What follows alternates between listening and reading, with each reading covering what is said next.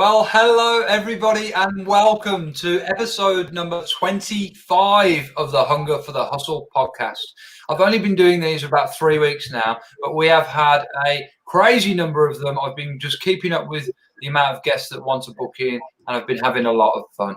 Now, today is a very special episode. If you've been watching, usually I dive into people's stories of struggle to success and what drives their hunger for the hustle. Usually those people have a business or they're an entrepreneur. The lady I have on today doesn't have a business and is not an entrepreneur. But the reason I brought my mother on, Susan Fowler, is because she has read more books than a fair-sized library. I calculate we'll get into numbers in a minute, but I'll introduce my mother.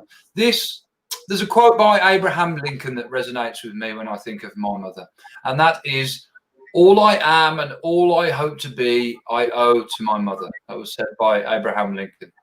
So without further ado, I welcome to the show the most important woman in my life and the reason I actually exist, Susan Fowler. Susan, how are you today? Hello, I'm fine. I've got to stop calling you Susan now. It's just going to be Mum from now on because there's no need to be so official. No. All right, so what time is it? It's 10 o'clock there in England. It is just gone 8 o'clock here in Melbourne. Now, Mom, let's talk about books. One of your favourite hobbies, isn't it, really? Yes. Yeah. I am the library. Pardon? I am the library. Yes, the library. Well, we talk about that, won't we? From quite a young age, I used to call my mum the walking encyclopedia, and I still do now, actually, because she was such a fountain of knowledge that when I was a child, I would just ask my mum something, and she would almost always have the answer. I don't know if it was the correct answer or not, but you had an answer prepared, and that's probably the good thing. So, I mean, tell us, do you remember the first book you ever read? I remember the first book that was read to me, which was a great big picture book of Snow White. And I can remember that when my parents, whoever it was reading, I think it's probably my dad, when he got to the page of the witch, he had to miss that page because I was scared of the witch. That was the first book I remember having read to me. And then I remember going to school and thinking, wow, reading books. So back at the time that I went to school, you didn't have reading books sent home. I don't think there was enough to go around. But I was told by my parents that I used to sit in the car going through the pages, and I'd sort of remember what was on the page, so I'd go turn the page, although the book wasn't there. So I'd have been like 5 then. So I'd sit in the car and go, the tree was green, turn the page. Oh, right.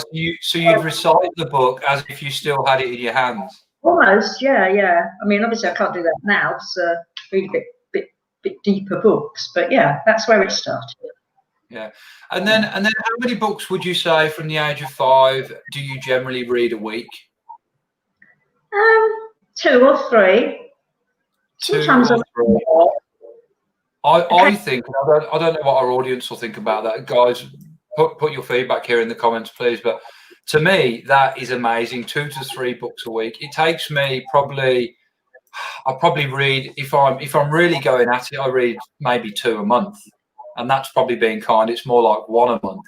I just think it's a sterling effort. I mean, I did quickly the numbers on that, and without revealing your true age, but let's be fair and say you've been reading 3 books a week for 50 years. That's over 15,000 books, which is only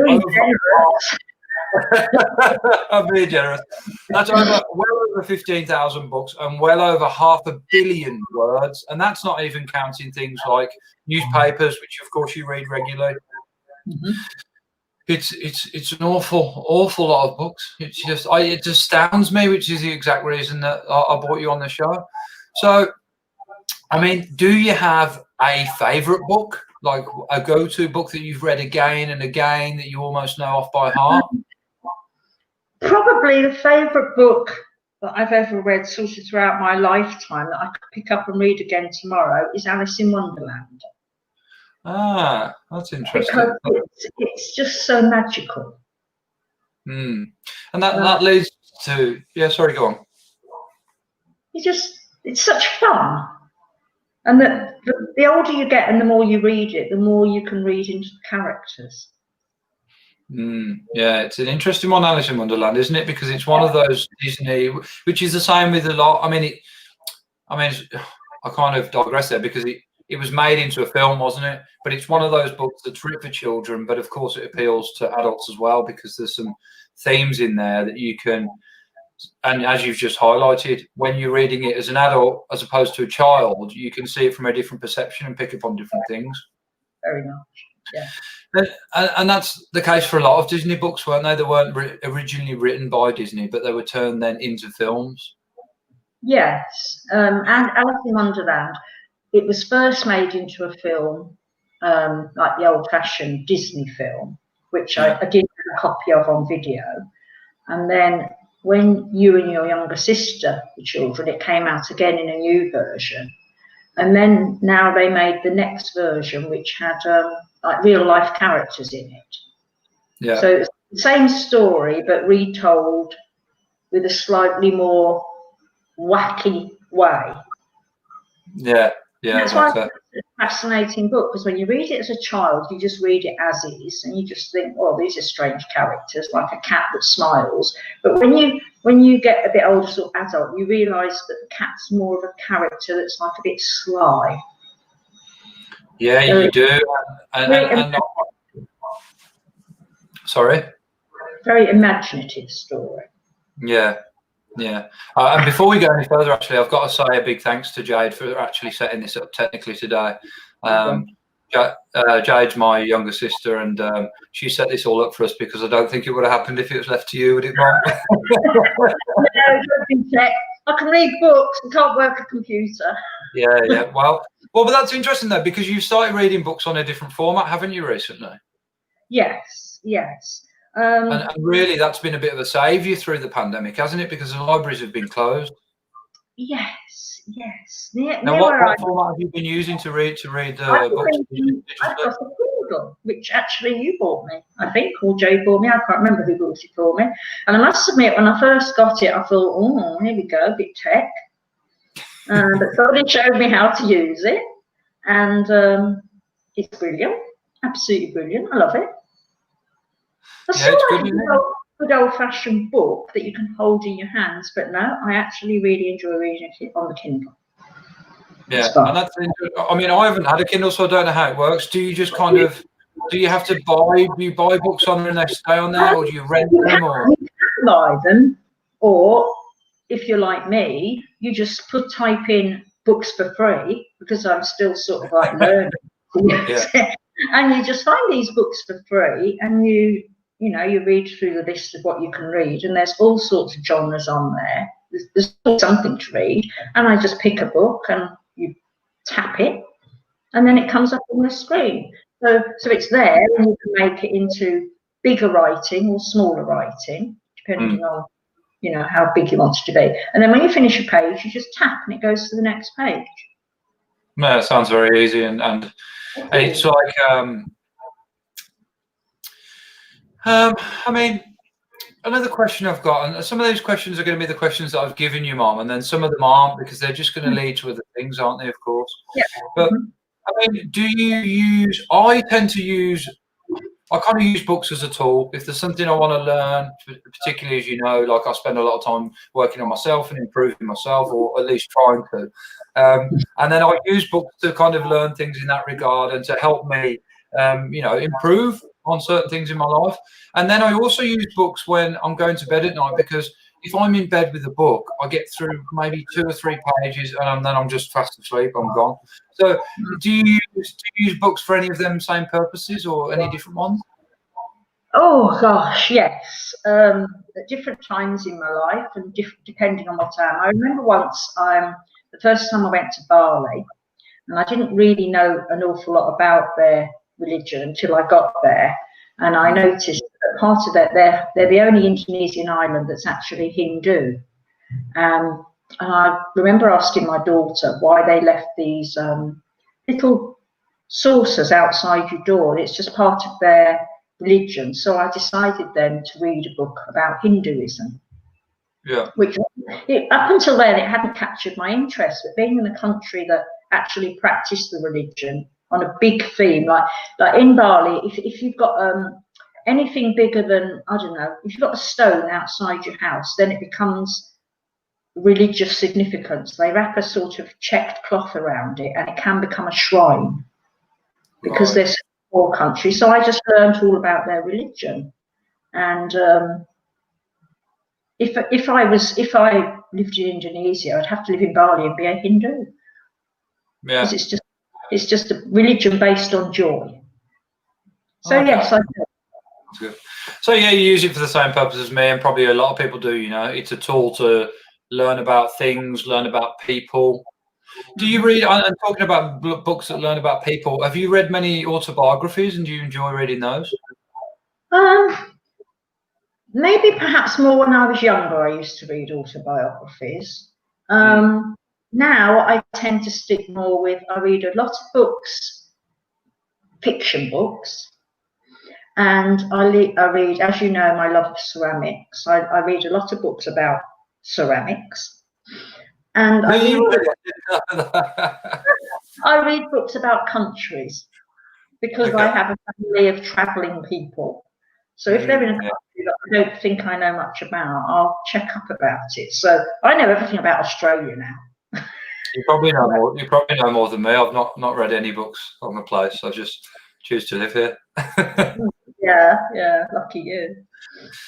So you've covered that. So how long does it take you to read a book? And obviously that's quite an open question depending on the size of the book. But let's say maybe a kind of 500-page book, the average kind of like a medium to large size book.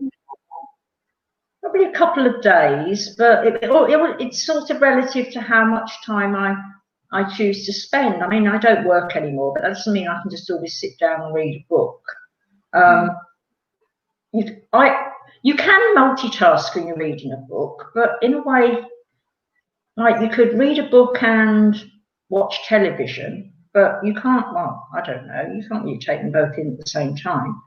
You can't read a book and drive. You can read a book and walk, but of course you've got to watch where you walk. Yeah, you'd be pushing it driving, wouldn't you? Driving and reading a book, but that's you'd probably be pushing it there. And just if anyone's watching, don't ever try and do that. It's not a good idea. But I mean, audio books are good for the car. A lot of people call it now audio university, don't they? Yes. Now I've never read an audio book because I've always read. No, exactly. So it's not quite the same as reading, is it? It's more. It's not really reading. It's kind of reading for while you're on the go, isn't it? I suppose. Yes, which is a good idea if you feel like you haven't got the time to sit with a book. Because one thing about reading is like, there's your book. You can't really be going like this, can you? And read a book. You've got to put a book down or hold it like this. Well, I started listening to a few audio books on Audible recently, and what I found was interesting was that, I mean, the book can be. I was listening to a book by a man called Gary Vaynerchuk, and he was talking about marketing, and of course, marketing, particularly online, is something that always changes and evolves. So he'd written the book in, I think it was 2018, but then he'd drop in with notes and say, "Hey, look, it's 2020 now. This has changed." So you can the book becomes more malleable in its audio format instead of just its kind of rigid text format. So I think that's it's a bit more dynamic when you put it into audio, and it just helps you to be able to listen while you're on the go. Yeah, you can't beat a good. Sorry to cut across you, but you can't beat a good old-fashioned paper book, can you? No. I even like, and tell me if you resonate with this. Sometimes books have a certain smell to them, which I quite enjoy. Oh yeah, when I was a child, I used to go into bookshops and smell the books. Still do actually sometimes.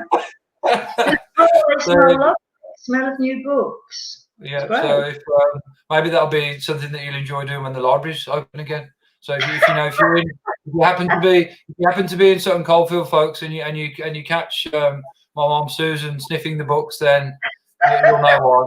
You'll know why. Yeah, but the problem in the library is that they're not new books. Well, but some of them are. Sometimes the old ones smells. They have that nice kind of musty smell to them. The old ones, I always enjoy that. Yeah.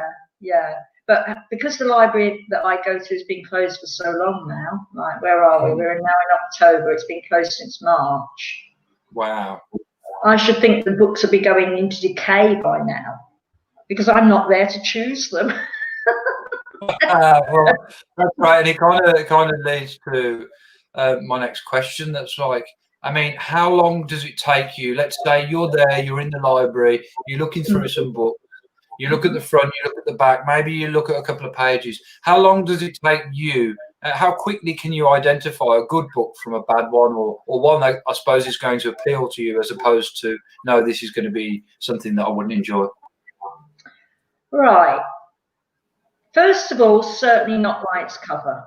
The saying, don't judge a book by its cover, that is very true.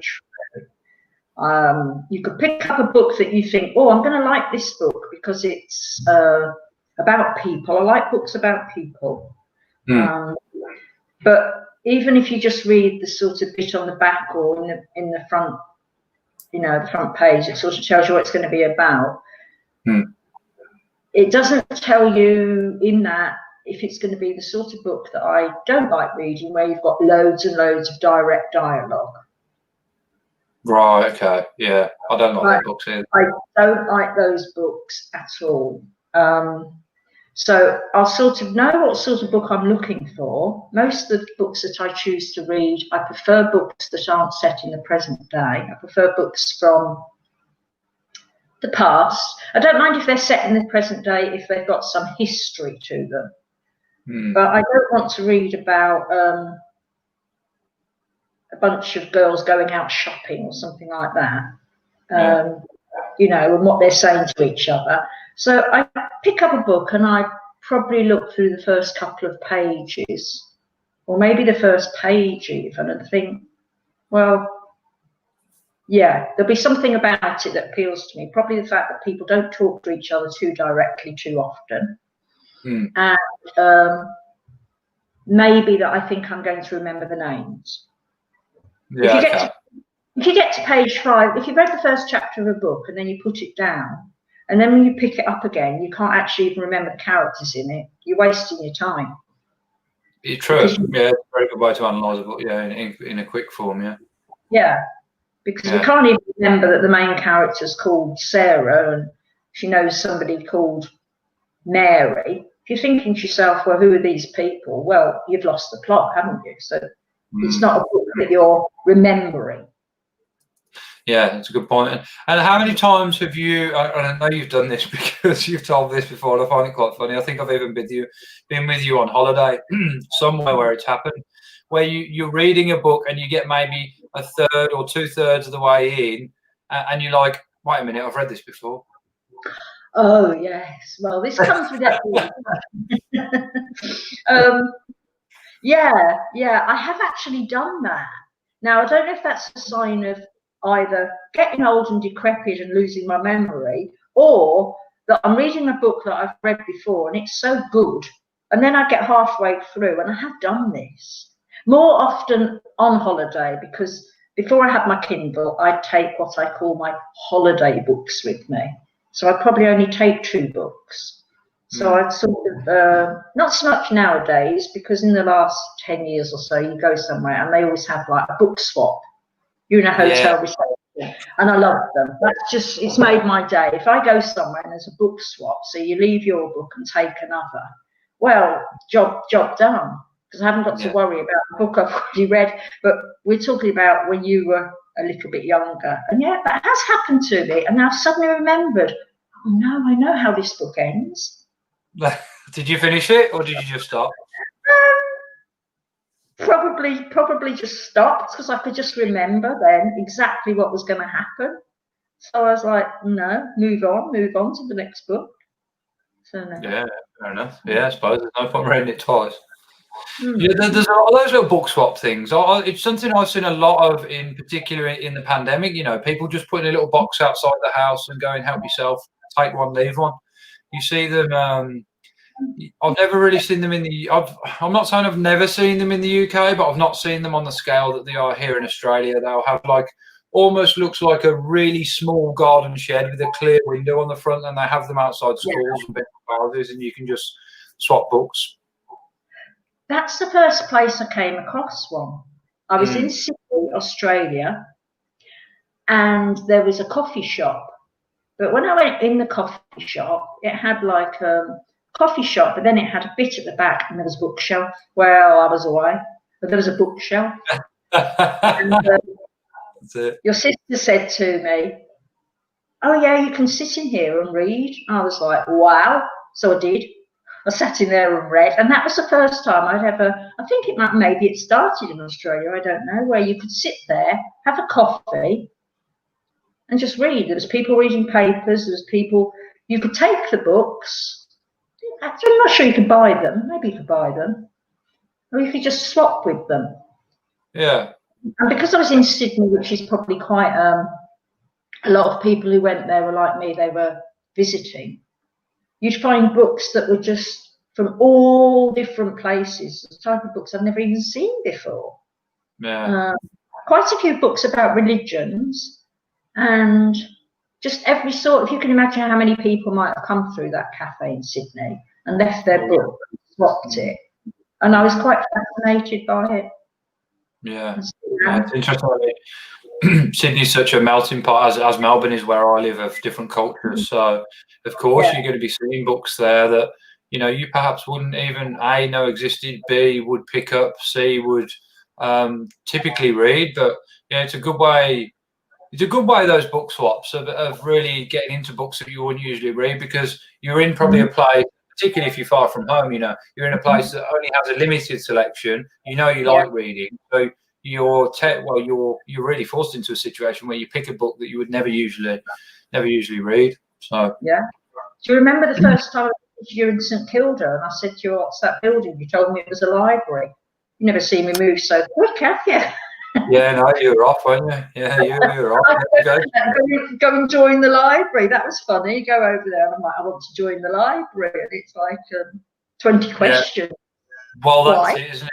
I mean, we must talk about that and our little joke we have about the people who work at the library. And you've usually got, it doesn't matter where you are in the world, you'll have probably a lady called Janet and perhaps a lady called Julie who works at the library. There's always a Julie. No matter where you go, there's always a Julie. Right? Always.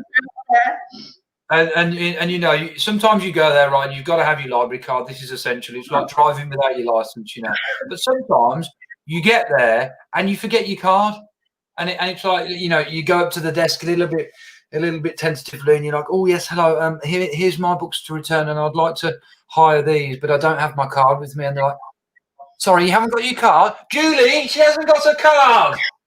And it's all hell breaks loose then, doesn't it? It's like, "Oh, you haven't got your card. You'll have to leave your name and your address and perhaps your passport, because if you haven't got your card, how do we know you're going to bring them back?"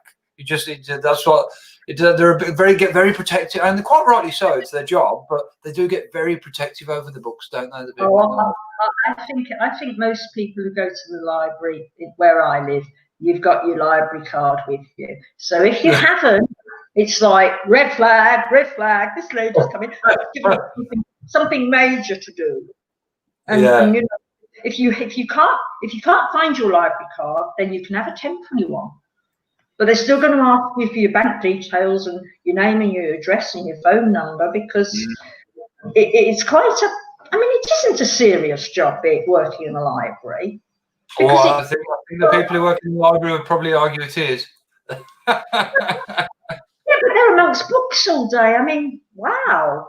I actually worked in a library I was remembering this morning. Really? I don't know how I got the job. It wasn't a job. It was when I was at junior school. I don't know why. It certainly wasn't anything to do with work experience.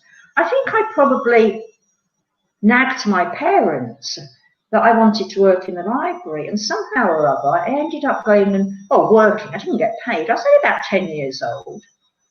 I spent the afternoon in the library being shown how it all worked. Whether I was doing a project at school about it, I don't know. But then when I was younger than that, me and my elder sister did sit down and make every book in our own house into a library. So really? years later, we used to call them, if we decided it was in my library, it would be SI, because that was our initials. And if it was in her library, it would be II. And we'd come along books years later, including all the books my mum and dad had, which was quite a lot. And we'd come along to them and they'd have II 107 in them.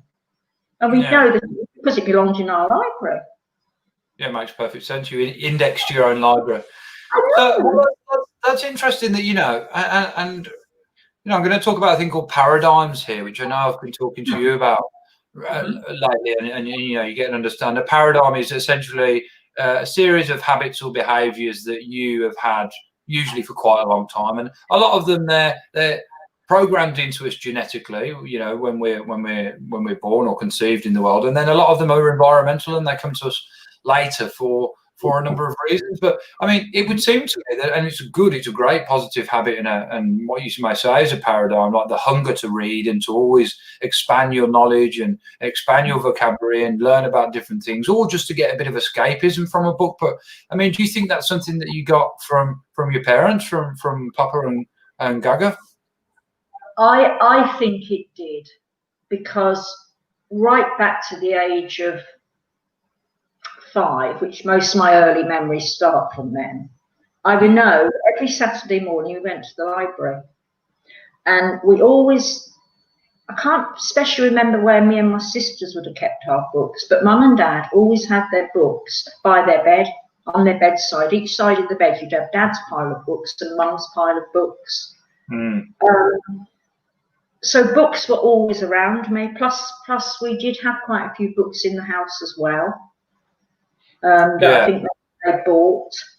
So it was like Saturday morning you go to the library. So we go to the library, we've got to choose our own books. And as long as I remember, right until the time I grew up, and even now, I have always been going to libraries. I used to take all of you children when you were little, to the library. Yep. You a story. When you were 3, I thought, right, story time, here we go.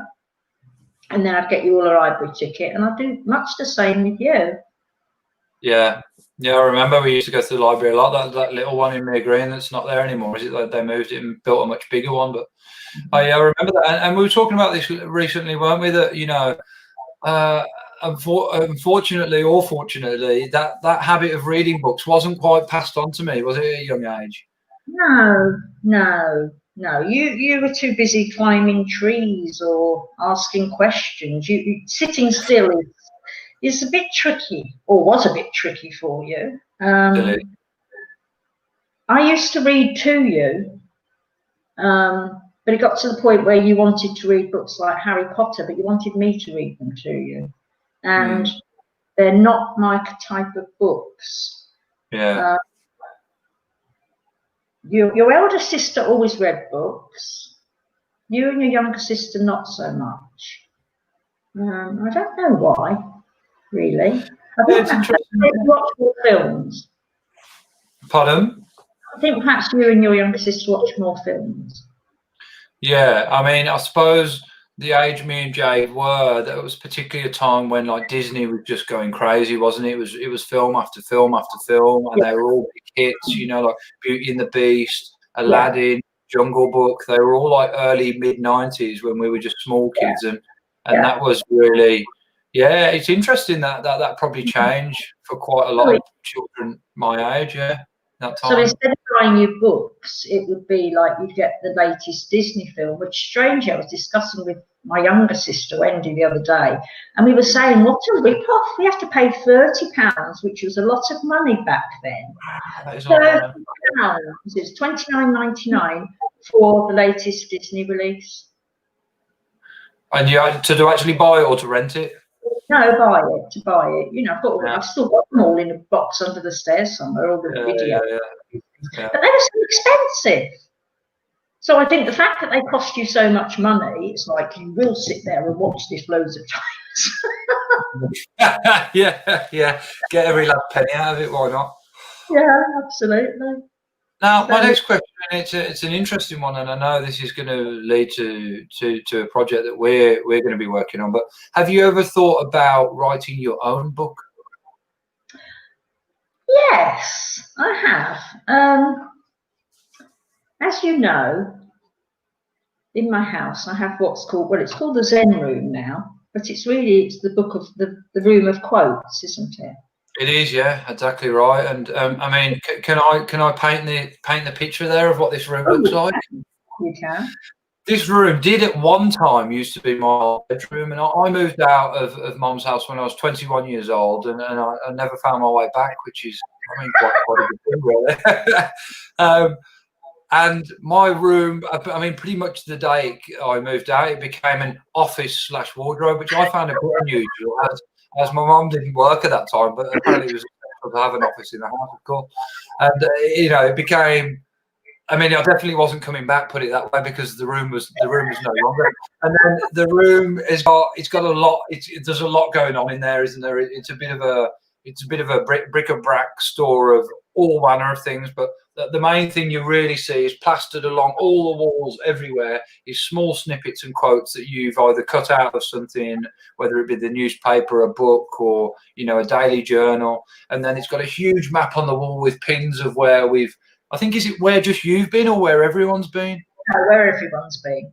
Where everyone's been. So, I mean, we travel quite a bit, don't we? So, well, we used to when we were able to. Particularly Laura's lived, my older sister, your oldest daughter's lived all around the world. I couldn't even count the number of countries, but she's the one who kind of started and certainly got me into it. But I digress. But there's stuff everywhere in this room, and there's pictures of the family, and it's really. And I'll often get a photo from one of these quotes on the wall, which is I think probably how I got into loving quotes so much. And I do really like to try and love and learn as many quotes as I can. But yeah, so that's what this room looks like, isn't it? So please do go on. Yeah. I was sitting there the other day. Actually, I was on a fairly important-ish phone call. And I sat in my armchair in there. And although the phone call was important, the people were being a bit Jobsworth, a bit like over the top about it. So I'm just sitting. People who work at the library. Well, they might as well, yeah. Something like that. And I'm sitting there, I'm just looking around, I'm looking at pictures of you lot, and then I'm looking at baby pictures. And I don't have to move my head because they're sort of everywhere. And I'm just looking at these quotes and thinking, because it's just so. I've learned a lot from those quotes. You can't sit in my Zen room and be uneducated, can you? Not Being educated in a nice way. Yeah. Pointing out not how to live, but just nice things. Yeah. I've got so many of them. One day I'll have to maybe count them, but where would you start, really? Oh, there's hundreds, isn't there? But I mean, how does that tie into maybe you were thinking of doing some writing yourself or writing your own book? Yeah, I think I started collecting the quotes. I think originally it was probably from newspaper cuttings. I think I'd found something that resonated in something that had happened in my life. Maybe it might have been a happy thing or it might have been a sad thing.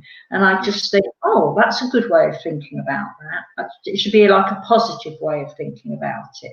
So I cut it out and I put it on that wall. And then it was calendars that I got that had a daily quote, which I still have. Then it maybe sometimes became magazines, just anything I could get hold of. If I was able to cut it out, I still do. I cut out something from last week's magazine only because I like the colour of it. Yeah, it was just a nice colour. But if I spend a lot of time in that room and look around, I think the main theme of the quotes is not to take anything too seriously. Or even if something is really pretty awful, to try and find a sort of positive side to it. So I think I'd like to write a book to try and help people. It would probably be called something along the lines of the craziness of life, or because life can be crazy. It often is every day. I just think that, or it might even be called A Wall of Quotes, but there might already be a book called that. Doesn't mean you can't write one. People write books about books. Well, no. You know, as your grandfather said, people are different. Don't be disappointed. I haven't found that in a real quote yet. Interesting. So, yeah. So I mean, we've kind of toyed with the idea, and we've kind of said that me and you are going to write a book, aren't we? And we kind of just it's a brainstorm idea, but it's an idea that's out there in the universe, and it will manifest, and we're going to have a lot of fun doing that, I'm sure. Yeah, I think so. And I mean, I can tell.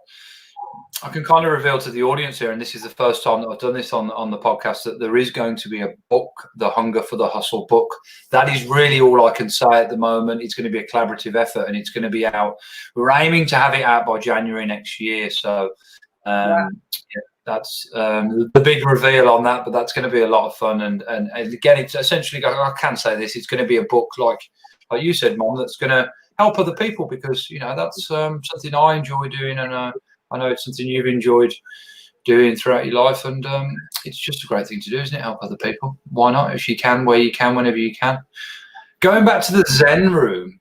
Now, Zen room, I'll never forget when you came to my place in Australia. I live in a fairly small apartment in Melbourne, and you were spending some time on the balcony. You always get nice sun in the morning on the balcony. And you said, I came back from work one day, and you said, Jacob, this balcony, it's just not, it needs to be more Zen. It needs more Zen here, we need, Jacob.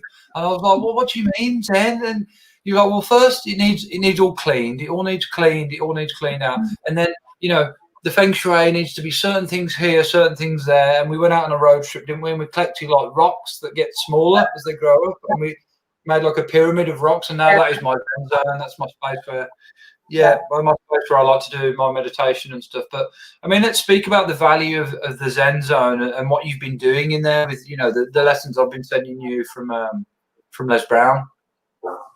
Well, that's where I do. We call him LB, don't we? For sure. You know, LB.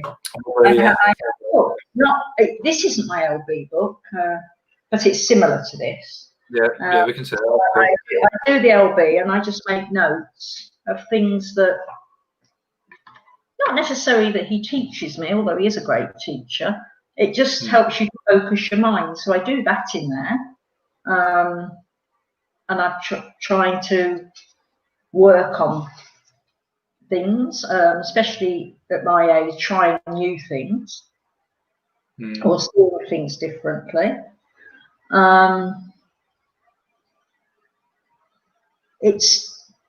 It sort of teaches you one lesson I've written down some notes here about. You've said this to me quite often recently, Jacob. It is possible.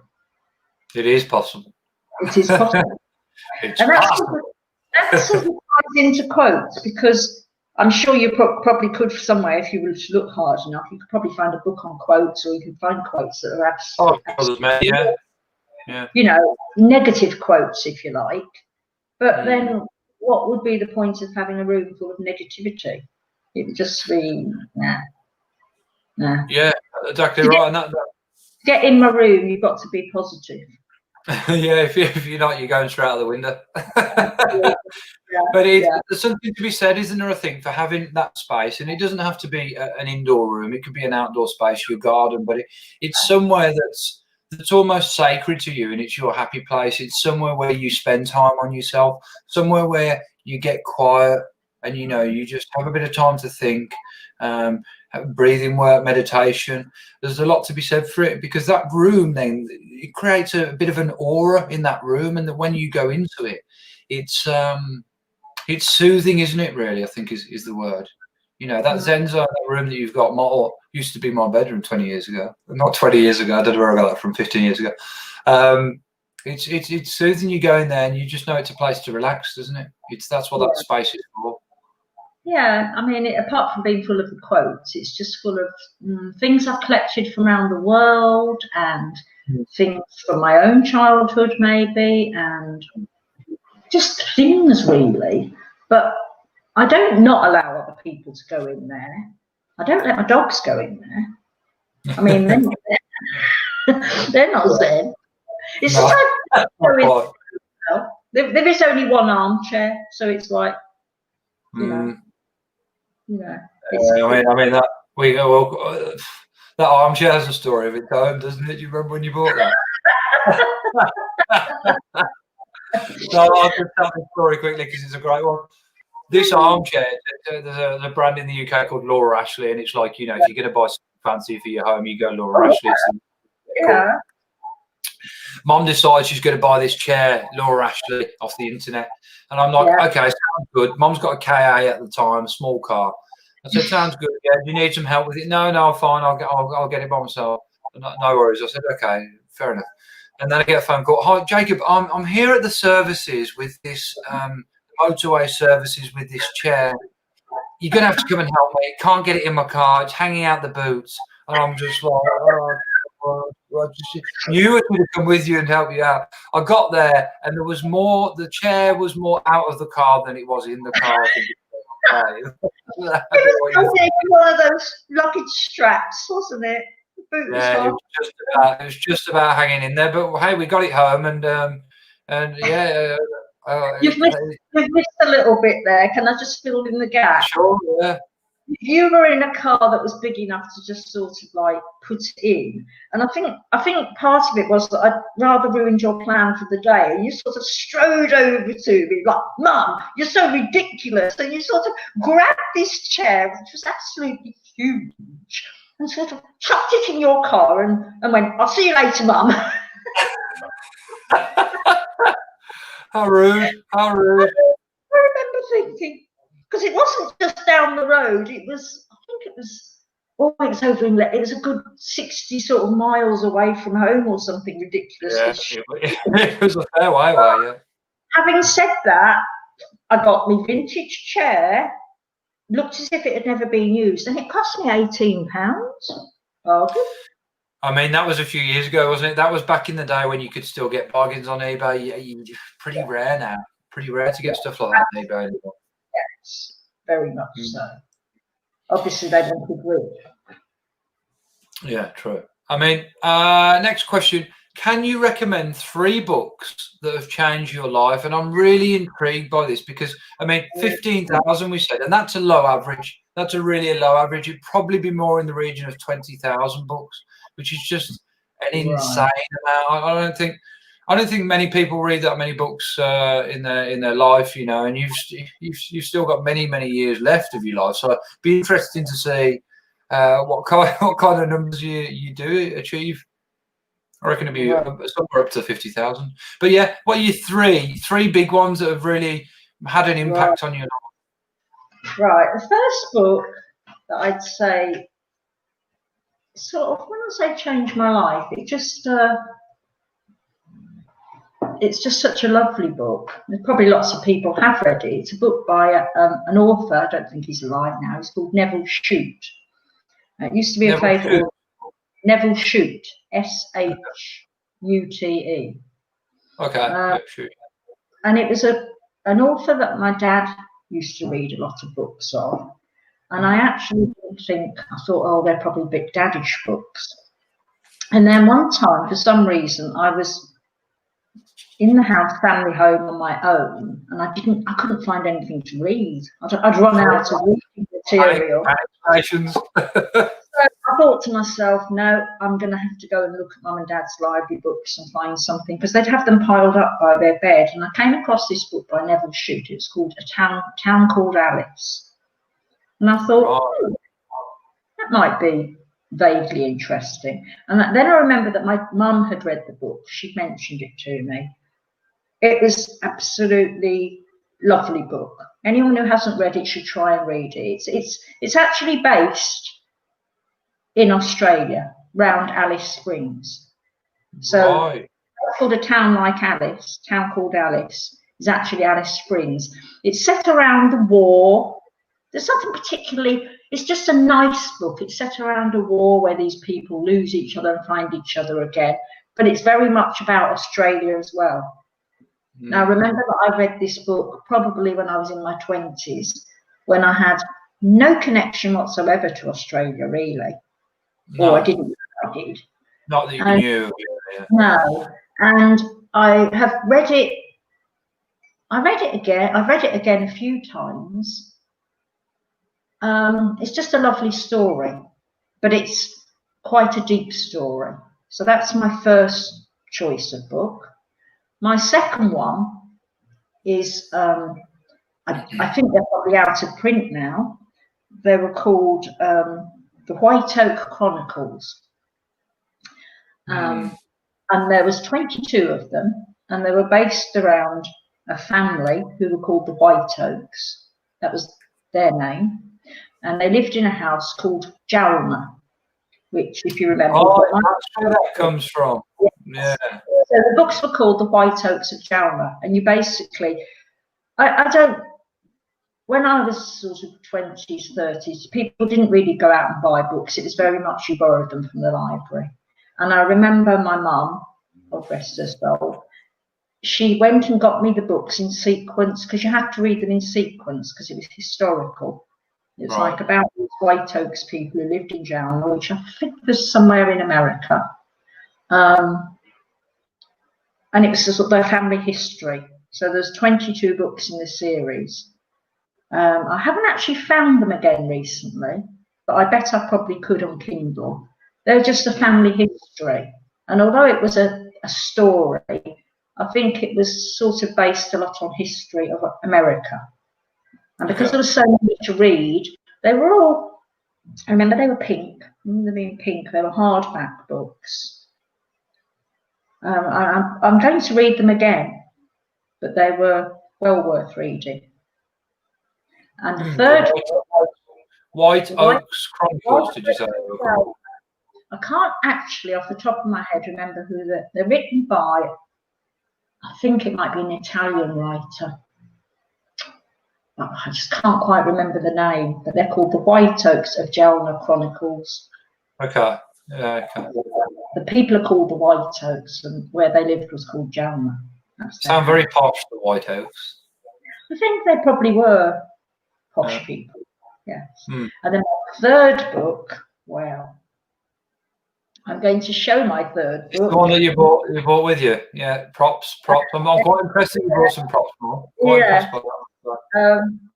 I'm just going to watch the look on my son's face, because the book came before the collection. Did it really? Oh God, here we go. Here we go then. Yeah. Now we're into it. I can see these are meant to be our episodes, but we'll just run for as long as we're still having fun, because we're going to get into this now, and it's going to definitely take longer than the 12 minutes we have left. Dachshunds. I mean, I'm not even sure how you pronounce it properly. Some people say Dachshunds, don't they? Dachshunds. Well, they're from Germany, so I suppose it's Dachshunds. Dachshund. Yeah, it makes it sound like some kind of car. Dachshund. If you've got more than one, you call them Daxies. Daxies, don't you? Yes, that's what people call them who are in the know, in the circle. Yeah. And you're actually in a circle of people that have these dogs, aren't you? There's like a big community of people, and they all take them out. You can find them probably worldwide now, but yes, there's West Midlands Dachshund Society, and you can walk with them and talk with them and find out lots. But back in the year would have been about 2005. So we're talking... Year left school. Perhaps maybe a little bit more than that. Children were growing up, and I started to think, for some reason, when you were younger, it wasn't, I didn't think it was right to have a dog. I had 3 children, and a dog would have just been like a 4th child. I was right on that one. So, but when you started to get a bit older, and I thought, I think I might have a dog. And I thought, what kind of dog can I have My sisters had dogs, but they tended to have big dogs. And I thought, no, I just want a little dog. And then I remembered a friend of mine going back before then, I remembered a neighbour who lived down the road when I was about 7, who had a dachshund, and she had puppies. And I can remember thinking, I want one of them, but we weren't allowed to have one because my mum thought they were snappy little dogs. So they weren't. Well, she's quite right. They're quite snappy little dogs. And then in the 70s, when I was a teenager, I knew a family that had dachshunds, and I remember back in the 70s they were quite fashionable. Fashionable is the wrong word. Popular. They were popular back in the 70s, and then for various reasons, which I probably do know now, they sort of fell out of fashion favour. And then I blame myself, although I'm sure it wasn't just me, that somebody started a trend again for them. So I thought to myself, right, if I'm going to get a dachshund, I need to know a bit about them. So I bought this book, the owner's book. Encyclopedia. And it's just, tells you everything you need to know about dachshunds. Point of reference and...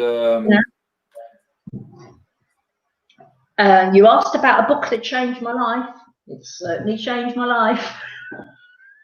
Yeah, well, you've only had a few dachshunds, haven't you? I've had 5 dachshunds.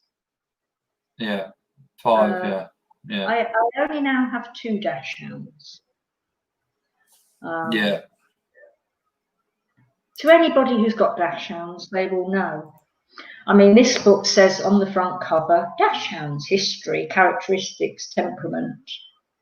Nowhere in this book does it probably tell you really the temperament of dachshunds. If you're going to have a dachshund, be prepared to decorate your house lots. Oh, yeah. They'll chew anything. They chew. No doubt there's somebody out there who's got one that sits with its arms folded reading books all the time, but mine don't. With a pipe and some slippers. Well, this is my kind of, like you say, it's probably, what was it, 2005 when we got the first one? Yeah. 2006. Pardon? No, 2005, we got Katie.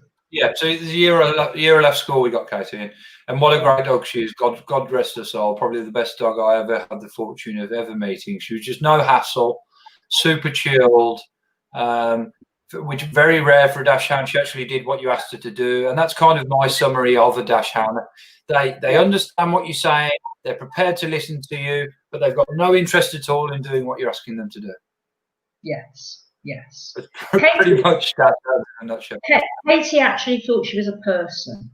She acted like her. She didn't think dogs can only react, supposedly, to what is actually happening at any set time. But I actually sat and used to watch that dog and could work out that she was thinking forward what would happen if she did something. Right. She was super smart.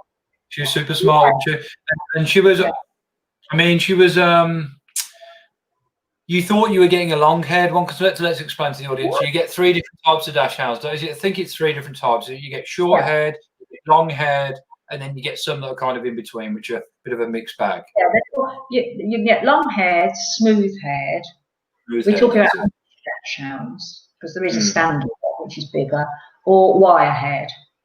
They're the 3 coat types you can get. Yes. Yeah, I mean, and you bought Katie thinking she was going to be a long-haired, and quite frankly, good job she wasn't. Long-haired, that's what I went out to buy. But she wasn't. She was wiry, wasn't she? She was kind of a mixture. Well, I bought her. She was my first dachshund I got, and she was sold to me as a long-haired dachshund. I'd seen the parents, or the parents who I was told were the parents, and they were both long-haired dachshunds. And then I just waited for her hair to grow, really. Which never did. Apart from she had a little tuft on the top of her head, didn't she? Like a little Mohican. That's right, a Mohican going on. And then when she got to about 6-9 months, and I'd see other people with long-haired dachshunds in the park, and I'd think, oh, well, no, you know what's going on. So I got back in touch with the breeder, and she was a little bit iffy. She sort of suggested to me that possibly she might be a long hair crossed with a wire hair, which is what she was. I mean, her mother was long haired, but her father was clearly a wire haired. But it was probably a blessing in disguise. Well, I think so, because she had a fantastic temperament, didn't she? I mean, let's be honest, out of the 5 you've had, she certainly had the best temperament. Her closely followed by Lola, who's an absolute chiller as well, like a real chilled dog. But I mean, I think, and I don't know what you think about this, that I tend to find, you know, I've never owned any of my own dogs, but we've really always been around them, always had them when we were growing up. The pedigrees, they're always very highly strung. They always have a bit of an attitude. They never really do what you like them to do. Whereas ones that are, I mean, not mongrel would be the wrong word, wouldn't it? I'm not quite sure. But the mixed breeds, they tend to be just a bit more chilled and not as highly strung and a bit more go with the flow. Yeah, because within the dachshund breed, like you've got the long-haired, the smooth-haired, and the wire-haired, and the wire-haired are quite, as a breed within a breed, their temperament is more laid back. The smooth-haired can be very timid or stubborn, and the long-haired just tend to be very scared of things, and also they get quite dirty because of their hair. They need a lot of grooming, so they're very about themselves because you sit and groom them so much. So a long-haired crossed with a wire-haired, and all the other dachshunds I've had have been smooth-haired. Yes, some more high maintenance than others. And when I looked through the pedigree, the actual pedigrees I have of my dogs, you can sort of almost match up their temperaments to the quality of their pedigree. Now, it depends really what you're buying a dog for. If you're buying a dog for a pedigree because you want to breed it, because you want to show it, then that might make a difference.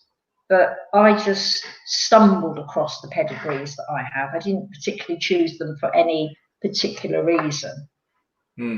But particularly Nancy, she had a very high pedigree. She had lots of champions in her pedigree. But gosh, was she a difficult dog. Yeah, she was hard work, and she just didn't like other dogs. And she said she had that kind of gene where she got put on weight very easily as well, and that probably didn't pair well with her being a bit of a bully to the other dogs and probably eating all their food. Like some people, she should have been an only child, but she wasn't. Yeah, well, you know, some dogs. Well, pardon? Some dogs mix better than others. Yes, but we can blame this book. It all started with a book. It all started with a book, just like a lot of bad and good ideas, I suppose. Yes, absolutely. Not to say that dogs are a bad idea, guys. Dogs are lovely and they're beautiful. And if you're thinking about getting one, you should get one. In fact, I've noticed a lot. There's a big influx of dogs in this time. You know, people buying dogs, and the dachshund trend that you talked about there, that got started maybe in the early mid-2000s, has just grown and grown and grown and grown, hasn't it? They are the hit dog to have. They still are today. Yeah. Very much so. Which sadly is also reflected in the price you now have to pay for. Yeah, that's just supply and demand, isn't it? Yeah, absolutely. Well, we've had lots of fun there talking about books, haven't we? Yes, I'm going to try and find those White Oak books. I know they're out of print, because I did ask the lady in the library, but she told me, oh no, you've been out of print. She would have known. You'll still be able to find them though. Like, you'll still be able to find them online somewhere. I think I'll have a look on my Kindle. I would imagine on the Kindle you could probably find most books. If they're out of print, I don't know. I'm going to look for it anyway. All right, there's going to be some rapid fire questions here. Just stick with me because these are quite weird and random. There can be just yes or no answers, but they're designed to just kind of just have a bit of fun, really. No more than that. So, do you believe in aliens? No. Do you believe in ghosts? Yes. Have you ever seen a ghost? Yes. Wow, that's interesting. What is your favourite animal? A dog. I thought you might say that. That's a thing. What's your favourite place to go on holiday? Australia. Good answer. Which one shall I pick next? I've got so many here. If you were stuck on a deserted desert island, what are the 3 things you would need? Water. A book. And a compass. Good answers. All of them very good answers, particularly the compass. Compass. You're the compass. First person who said that. I mean, I'm going to go. Yeah, I'm going to go with the last one. Describe yourself in 3 words. I know you're wondering what I'm going to ask you next, aren't you? You're like, what's he going to say? Crazy. Optimistic. And loyal. Love it. Love it. Great answers. Okay, Mum. Well, I think that's probably it for this episode. But I've had a lot of fun speaking to you, obviously, as I always do. And I think we'll have you back on again, perhaps when we've either written our book, when you've written yours, when the Hunger for the Hustle book is ready, and you've had time to maybe read them, digest them, and have got some more to talk about. Oh, I've always got plenty to talk about. That's for sure. So have I. Well, that's the reason I've probably got plenty to talk about is because you are the same. You know, like we said, paradigms. You get things from your parents. Yeah. So, but yeah, look, I just want to say, I know it's on camera to the world, but I just want to say, Mum, thank you for being my mum. And I know that's a weird thing to say because it's not really a choice you had; it was something you were given. But I just want to say thank you for being all you are, because everything that I am, I owe to you. So just thank you for being so awesome. I really appreciate everything you've always done for me. Yes. What are you going to do with the rest of the day, Mum? I love you too very much. I'm going to go to IKEA. Oh, really? Yeah. I don't know if that's a good thing or a bad thing. I'm not sure. I haven't been since lockdown, so I'll let you know. If you never hear or see from me again, I got lost in IKEA. Yeah. The thing about IKEA is you never really know whether it's going to be a good or bad thing after you've got home, do you? It's a bit of a gauntlet.